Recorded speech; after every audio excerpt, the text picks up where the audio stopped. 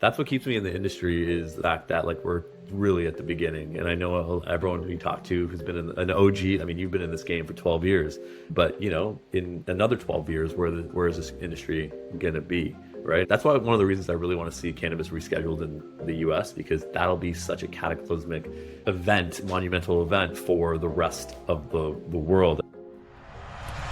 Welcome to the KayaCast, the podcast for cannabis businesses looking to launch, grow, and scale their operations. Shahbaaz, thank you so much for joining us today. Tommy, what's up? It's a real privilege and a pleasure to be here with you. Thanks for having me. You have quite an extensive experience in the cannabis industry. You've started in really a lot of different, I would say, different verticals in the industry. So where are you today? As of Monday, January 6th, I actually just joined Blaze as the vice president of growth. I'm now back in the POS game and the e-commerce game, the payments game after a 2.5-year hiatus full time. But yeah, back in this game, back in the retail technology stack game, and really excited to be here because I think there's a massive opportunity to provide retailers with the technology that they need and the right partners like yourself. Wow, congratulations. So you've now joining Blaze, you worked at Dachi, you're going to work at Blaze. You've probably seen quite a few environments. What is the biggest feedback that you would have when somebody is implementing new technology? I'd say the biggest piece of feedback I can have is figure out how, first of all, as an operator, you buy technology and what your criteria is. Everything from your timelines to your pricing model and budgets, as well as your change management. It's not as simple as I get this new shiny new technology and everything's going to be perfect. There's a learning curve. Every technology, regardless of how similar certain features and feature parity there is, everything has a little bit of a learning curve. Prime example, I recently switched from Android after 12 years to iOS, and all my contacts didn't transfer over, and I didn't know some of the different screens and things like that. So there's always a learning curve. So account for that change management and really work with your vendor, with your technology provider to understand how to really drive that change management and get the most out of it in quick succession, because technology should be working for you and with you, not against you and taking your time up. What are some of the biggest mistakes that you see operators make? I think some of the biggest mistakes that operators make genuinely are budgets are tight in this industry. Capital is hard to come by naturally. And so a lot of operators might be drawn to the lowest cost provider or a free provider. But typically, if you're getting a free service, then free is what you pay for. And also free is you're the product essentially. So I think a lot of the time, whether it's free or next to free, I think that's a really challenging position, because you have to understand that good teams cost money, good innovation costs money, good support costs money. And so technology as your core piece of enablement for your store and for your livelihood to get that revenue, especially without traditional banking, traditional advertising, all these different things, you really need to make sure that the company that you invest in is going to invest back in you, because you never want to go through another technology evaluation. It's time consuming. You have to retrain people, so on and so forth. And my suggestion would always be take your time and do it right the first time, rather than 10 months down the road when you have an X amount of stores and so on and so forth and more employees, and you have to do it, because that's going to be a little bit more of a headache for sure. I couldn't agree with you more in that you're evaluating technology. If you're listening and you're evaluating technology, I would first think, hey, if I grow to 5 stores, will I be happy with this? And probably number 2 is customer service. When things hit the fan, what happens? Inevitably, things will hit the fan. Nobody's perfect. If you operate long enough, there's going to be hiccups in place. What happens when things do? Big time. And you want to know if someone's there for you well after the sale. I think in SaaS in general, there's this romance with the net new customer, and sometimes we can forget about the organization that's helped us get there. And so really who's going to be with you throughout the duration of your lifetime is really important, and who's going to understand your business as well, or if not better than you, so that they can help give you the recommendations and scale with you, because it's really what a technology provider should be doing, not just providing the technology. You've seen a lot of environments in this industry. You probably worked with hundreds of operators. And from a marketing perspective at Lyft, how to maximize your footprint or your exposure to all the way through implementing technology. What are some of the... Sorry, let me just think about a way to word this and tee this up for you. If you, Shahbaaz, if you were starting a dispensary today, Yeah. and this is going to be, it's a very broad question. If you were starting a dispensary today, what would be your first 5 moves? Ooh, God, that's a good question, putting me on the spot. But I think I know because I've thought about it a lot. Okay, so number one, my first move would be to make sure that I understand my location really well. That's the biggest thing is, look, no matter what it is your location, if you have the right foot traffic, if you have in your rural area, you have the right parking spaces, things of that nature, understand the geography, the demography, but around your location. That's 100,000% number one is what I'd make sure I do. And obviously the associated landlord and so on and so forth, because you want to know that you're going to be able to sell that store should you want an exit in the future, or you're going to want to know that store has value, and location most times plays a huge factor in it, especially with the regs and different pieces. Number two, I would have a really good, tight profit and loss statement.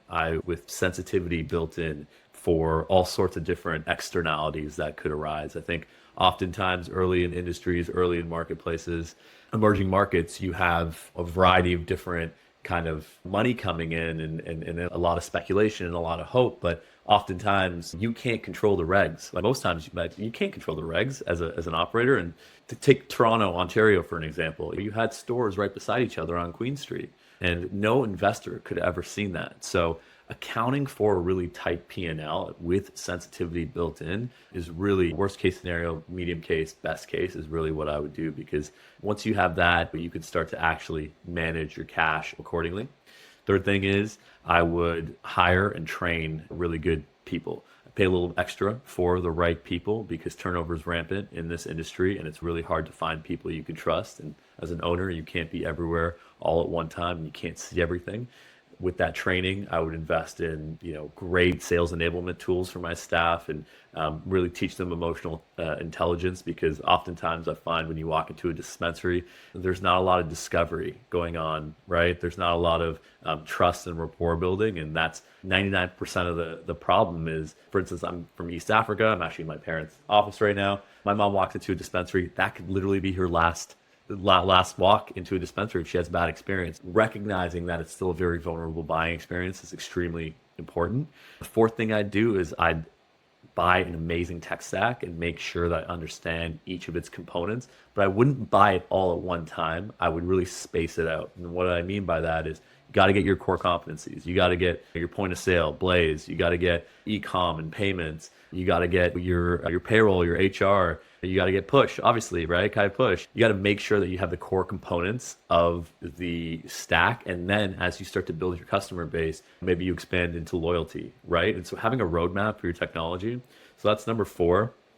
And then number 5, the fifth move I would make is I would start to understand and see outside of this industry what the best retailers have done, and start to try and understand the regs and mimic the things that those retailers have done within my interpretation of the regs and my risk profile in the regs. So stores like Sephora, Starbucks, Nike, why do these stores exist? Why are they so powerful, and why they have longevity? So starting to understand implementation around those, whether it's SEO, whether it's writing the right content, et cetera, et cetera. So those are like the first 4 or 5 moves I would make. What do you think, Tommy? Did I pass or did I fail? No, these are all really good points, and it's funny. My sister-in-law is opening up a store right now, right? Yeah. Not a cannabis store, but a bubble tea shop. Oh, nice. And Yeah. she's planning through location, budget, all of these different things, and I'm helping her with her budget. And the first question that I had for her was, "What's your break even?" Yeah. right? How much cash do you have if your sales are 50% less than what you expect? Big time. If she was planning on opening up, doing these extravagant things.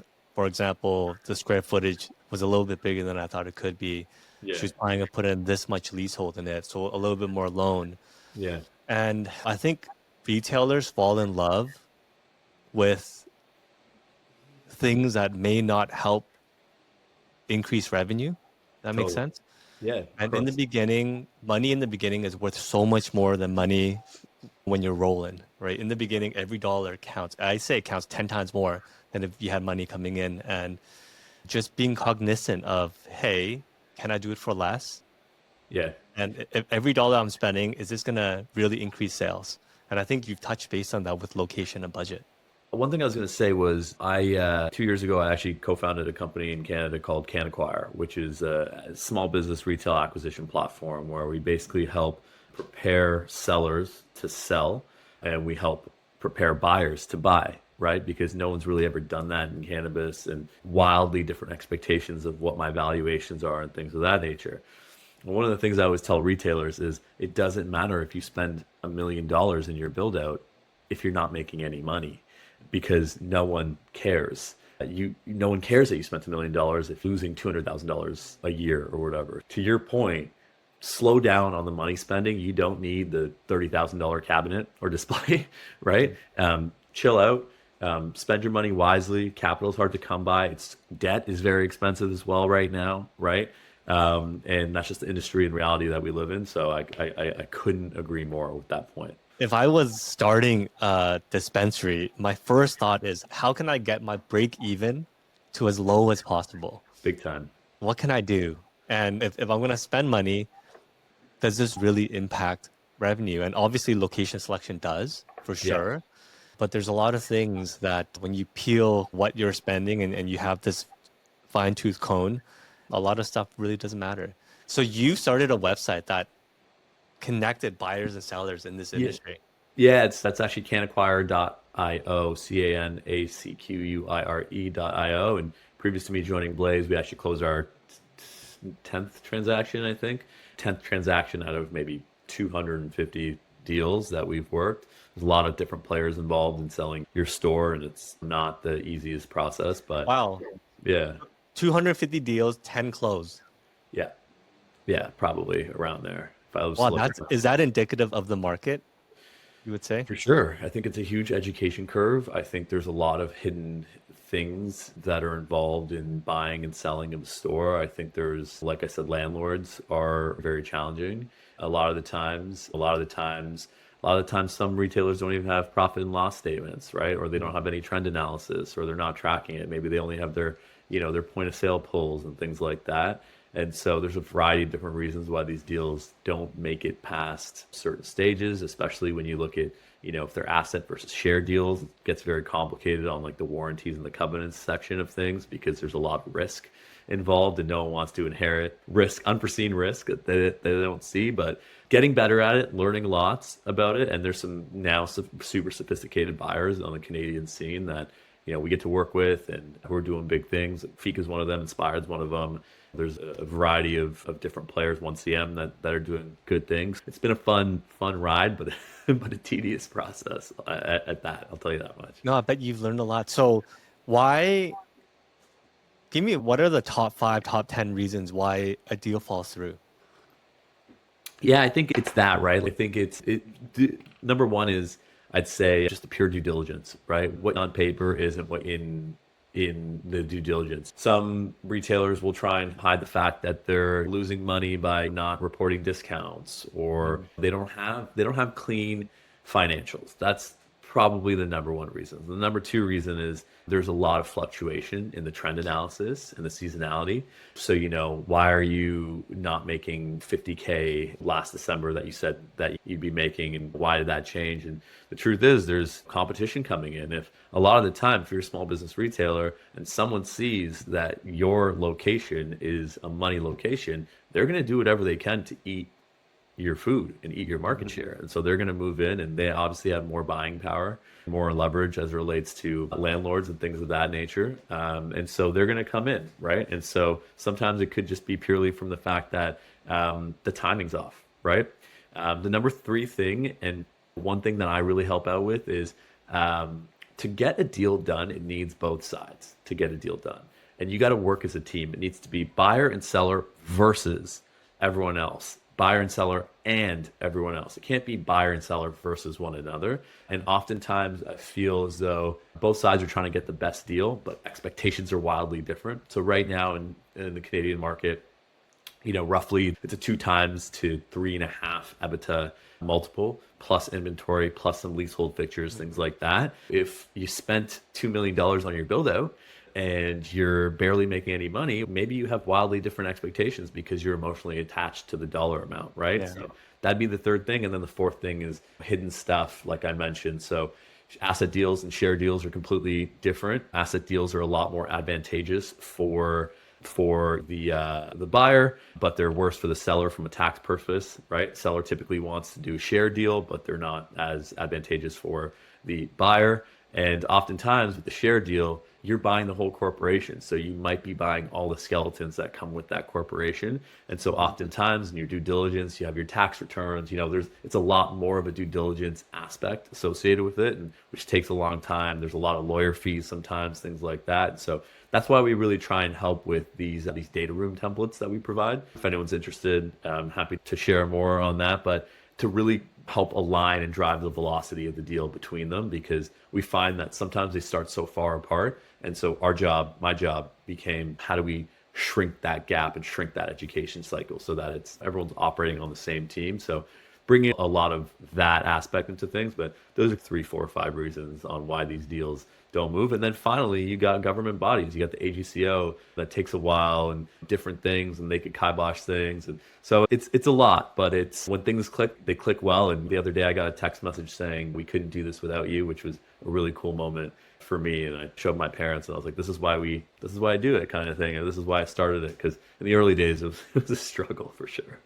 Yeah, that's odd, and that's so insightful. So businesses are evaluated in, let's just say, in the area that you guys operate in Ontario, 2.5 to 3 times EBITDA plus inventory. Yeah, plus inventory, age 6 months, typically wholesale price, and it'll be a 1-to-1 purchase back, a buyback. As long as the inventory is moving, as long as it's not stale, like you can probably pretty much. And then some buyers also do leasehold improvements and things like that. They'll pay for it at depreciated cost, but typically that's the formula, which is the EBITDA multiple plus that.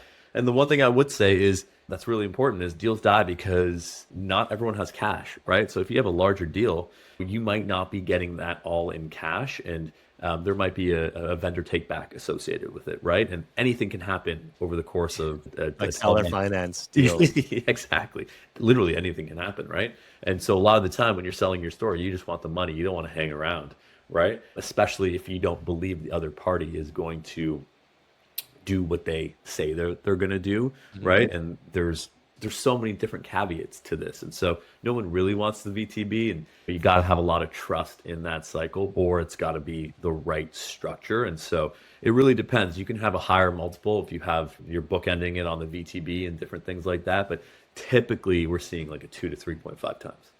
And this includes the license itself. Is there like a value for just the license?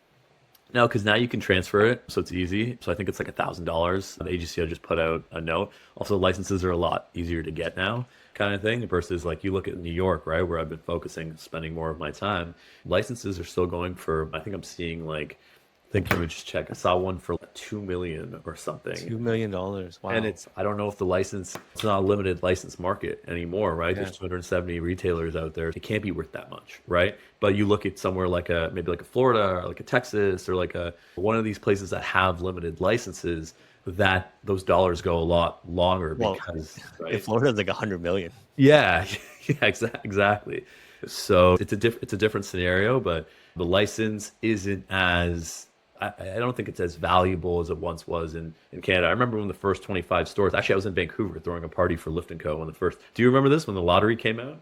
First 25 stores came out. I Right. remember the numbers that were being thrown around, 25 mil, this, that. It was crazy. So it's interesting, right? Supply and demand. One thing I always say, and I'm going to write about this on the next newsletter, hopefully when I post this as well, is like, I have never learned as many macro and microeconomic concepts in real life as I've learned in seeing the cannabis industry evolve, essentially. So, I thought that the cannabis industry would mimic the liquor industry. I thought it would be somewhat the same. You buy a liquor license in Vancouver, I think it's going to cost you like $1 million, something like that. wow, For a that much, huh? location and my information might be dated. It's been a while since I've heard about this. So it's been like 7 years. So I don't know. Maybe today is different. But it's like cannabis. There's regulations on how many stores that are open. It's distributed by BC Liquor. A lot of similarities. Maybe the market's different. More people drink than they do smoke. So it increases the value just a little bit. But yeah, That's it's wild. a I think a lot of people thought that it's like a combination of like liquor and tobacco kind of thing, which is interesting. But it's funny, man. Like I just you think about prohibition in like the 1930s and moonshine, and then the creation of brands, and that's what keeps me in the industry is the fact that like we're really at the beginning. And I know everyone who you talk to who's been an OG. I mean, you've been in this game for 12 years, but in another 12 years, where is this industry gonna be? Right. And I think that's the thing that's motivating because, the tide is turning. A lot of people are turning sober conscious. Cali sober, I guess, is what they call it nowadays, and realizing that alcohol just was terrible for you and cigarettes are terrible for you, kind of thing. But I'd like to see that's why one of the reasons I really want to see cannabis rescheduled in the US, because that'll be such a cataclysmic event, monumental event for the rest of the world. I've done some work in Europe. They're rolling out. I used to host a Business of Cannabis podcast this year and got to learn a little bit more about that. But the United States rescheduling and then ultimately, hopefully, federally legalizing is going to be the biggest catalyst for the cannabis industry. But it remains to be seen with the new administration if that's even feasible. So I was talking to Bob Hoban on Monday, and he said that Legend. he thinks that it's going to be just a couple of political cycles. The Just tide a couple, huh? shifting. Yeah, just a couple of political cycles. We'll see more of a shift towards it being recognized. Like he mentioned, just over the course of a few years, before somebody would ask a politician a question about cannabis, that will ask me a real question. Now it's undeniable. Hope so. They have to answer the question. It's undeniable. We're seeing this trending towards right way. I think I'm bullish on it too, and I'd love for it to come to fruition. But honestly, I think about a fun exercise is like, what does federal legalization even look like? That sounds like the biggest puzzle ever because you have all these states. Well, what does reclass rescheduling to Schedule 3 look like? Yeah, so much has got to happen. I know there's an announcement No, last but Bob was saying, do you revert back to medical cannabis? Because Schedule 3 is medical. medical. It would allow more focused research, right? And actual institutional kind of capital associated with it. But yeah, maybe that's the play. And that's the crazy thing about this industry is the craziest thing about this industry is it's super faction. There's 4 different industries. So there's a medical market, which typically in a recreational environment gets forgotten about, but it's still such a big opportunity in the cannabis industry in Canada. Then you have the recreational market, which we're all learning about and involved in. Then you have the illicit market, which is sophisticated in its own right, and it's impossible to stamp it out fully. And there's a lot to learn there also. But then there's a hemp market in the US, and the hemp market is interesting. I just saw a stat that came through on the Cannabis Collective that said hemp Delta 9 and 8 operators in the vape category are doing 5 to 10 times that revenue of cannabis vape companies. Is it purely because of the lack of regs? Is it purely because you can start to sell? You can sell it in gas stations, things like that. Is it because you can go D2C?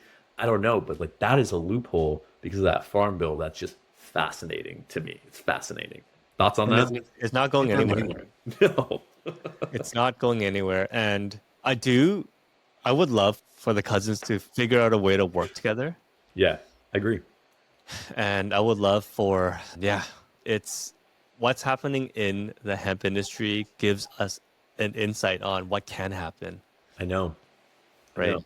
So the question becomes, why wouldn't, if you're a cultivator, why wouldn't you explore that? You look at these brands, Wild, right? Wild's now in that game. There's a variety of different brands going in that. So it's if you're the head of an operator, a cultivator, why wouldn't you explore that? And is there an argument against it? But I feel like you could straddle both those business lines You and would have probably be to. a lot more profitable, right? You would have to. You would have to do both. Yeah, it's fascinating. It's something I want to explore and write about. But you look at a company like Brez, right? Aaron Espich, he's killing it, and he builds publicly on it, smashing it. And then you look at what's happening in California. They're trying to take away. They have the hemp bill, and they're trying to take away the hemp derived products. But once they're in, what's the word I'm looking for? Once they're in circulation, can you really enforce it, kind of thing? So it's complicated and complex. And the challenging thing for our industry is we might understand it, or maybe I don't know, but a lot of people, regular consumers, have no idea what the difference is, kind of thing, right? And so hemp derived beverages are taking off like crazy. Minnesota's rolling out their licensing and things like that. But for a lot of people, because you could buy hemp derived beverages like Sweet Beverage or Sweet Justice and things like that in Total Wines and Spirits and things like that, they don't even really know, kind of thing, like the difference. I think fundamentally the challenge for our industry is we don't have one voice leading the pack, and it's factioned as a cannabis industry as a whole. I don't know the answer to that, but I don't know if federal legalization is going to change that either. It's yeah. There's no answers to this. We're just seeing it play out in real time, really. It's fascinating. It makes you want to write like a case study on it and one day like look back on it. At least we can say that like we're trying to solve problems that have never been solved before, and that for me is a huge motivating factor. Yeah, it's exciting being part of something new. Yeah. I want to talk. I want to get back to. Sorry. I want to get back to selling a cannabis business in the industry. You have a Sure. lot of experience in this. For somebody that's listening, that's thinking about, hey, I may want to exit in a year. What are some of the things that they should work on today to increase valuation for tomorrow? That is a solid question. Solid. So there's easy ones, right? There's get up your Google reviews, right? Make sure that you are searchable. Make sure that you're investing some dollars into keywords, and make sure that the first company that when you search cannabis near me is you, hopefully on Google, and make sure that you're asking every single person for a review. That's number one. Number two, if you're at a point where you're ready to implement a loyalty program, things like that, make sure you have a large email list, and make sure you're trying to get as many emails as you possibly can, because that is opportunity waiting for the next buyer. Number three, I would really start to understand how you can drive larger basket sizes in store and drive that AOV band, which is only going to further help you. Number four is how do you control your margins and get your margins up to a reasonable perspective so you can, again, really drive that bottom line. Number five is probably around, is there anything that you can do from an expense perspective in addition to that? Labor, is there anything that you can do to skim that? Is there anything that you can get prepared for that? Because really like the biggest things on the expense sheet are like your COGS, your labor, and your rent, right? Rent, a lot of the time, you can't necessarily move, especially if it's 5-year lease, 10-year lease, whatever the case is.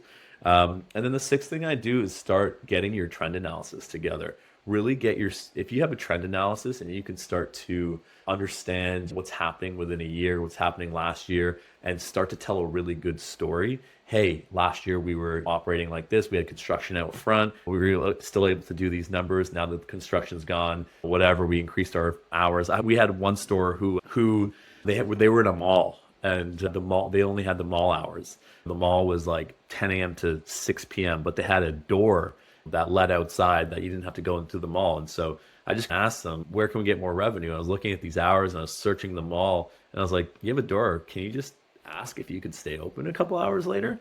And they were able to extend their hours by 3 hours every single day.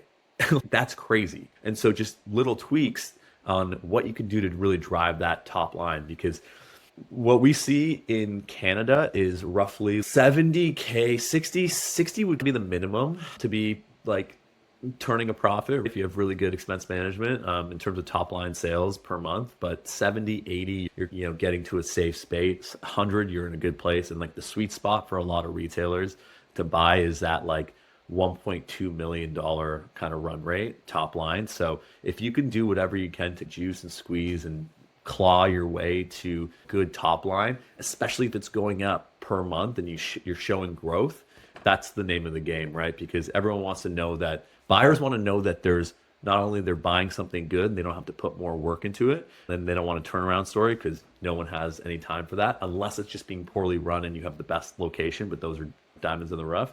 Buyers want to know that one, there is something I can come into and make money immediately. And two, there's tremendous upside because a lot of these buyers are coming in with data deals, they're coming in with economies of scale on their technology services and things like that. And so they're able to apply those immediately to the expenses and bring down those costs. So they want to know that there's significant upside as well. And that's why the trend analysis matters so much.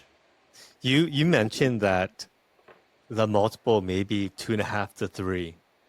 What makes it 3? And what makes it so? What's the difference between the two? Because that's huge.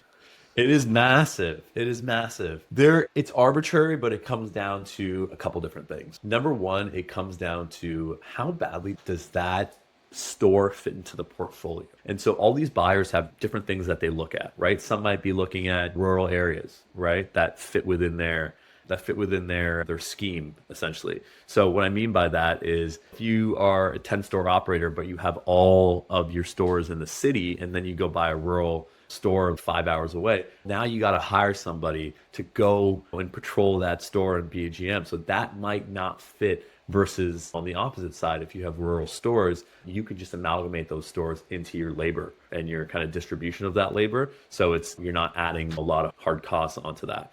Does it fit into the grand scheme of what you're trying to build and your portfolio and things like that? The second thing is how many other people want it? Do other people, so arbitrage is a big thing, in this industry and information arbitrage and, it's a game of margins, but chances are if you have a really good store and other people know it, right? Because there's data scraping, things like that. And can you, get into a bidding war? And if so, that multiple is going to be driven up.